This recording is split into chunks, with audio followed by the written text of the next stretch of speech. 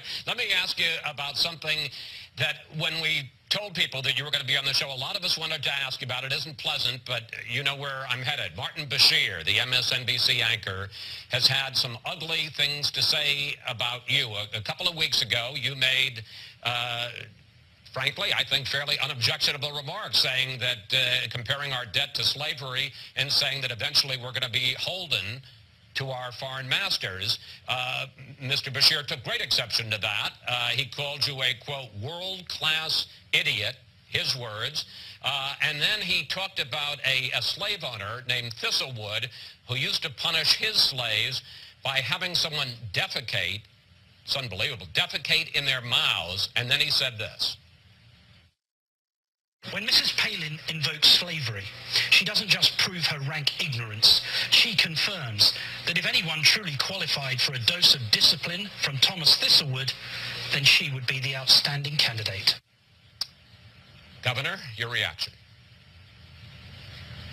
That's funny because Bashir has invoked the analogy of slavery also. The definition of slavery is to be beholden to a master, and we will be beholden when that note is due, when we have taken from our children and our grandchildren and borrowed from China and other foreign countries in order to pay for our wants today. So we will be beholden to another master at some point here when that note's due. As for the, the networks condoning those type of statements, because there's been no punishment of the fella who said these words. That's hypocrisy. That's a given, though. When a conservative woman says something that they take offense, they usually just kind of poo-poo it, laugh it off. It's no big deal. But as for personally taking shots like that, Chris, everybody in life takes shots. You have a decision to make when you take a shot. Are you going to become bitter or better? In a case like this, I don't have to accept his words, his vile, evil comments, so they don't have to affect me. I move on and I charge forth. However, if Mr. Bashir or anybody else in this media elite bubble that they put themselves in were to attack someone who is defenseless, like a vulnerable child who does not have that podium, that microphone that God has blessed me to be able to express my opinion, if they don't have that type of platform to defend themselves, well, if you want to see a mama grizzly get riled up and slap that person down, then you come after a vulnerable child. In this case, he didn't come after a vulnerable child. I can defend myself, and, I can take it. A few days later, Bashir offered his apology. Here that is.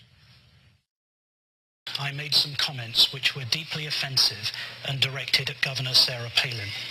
I wanted to take this opportunity to say sorry to Mrs. Palin. My words were wholly unacceptable. First, do you accept his apology? And secondly, I want to go back to something you brought up.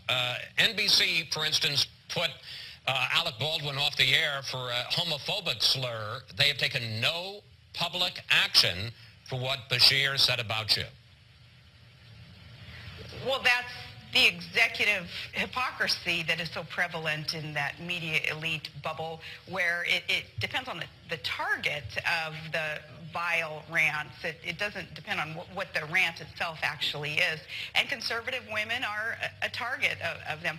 Now, as for the apologies, well, obviously, who am I to not accept an apology? Everyone must humble themselves and accept that offer to of apology. But as for the apologies too, next time that they want to say such a thing and then get the attention that they were seeking after they've said it, and then they want to call and apologize to me in private, I'd like them to go through, say, Todd first, or one of my children first. Leave the message with them. Hear what they have to say about it, and then they can come to me. Finally, on a happier note, you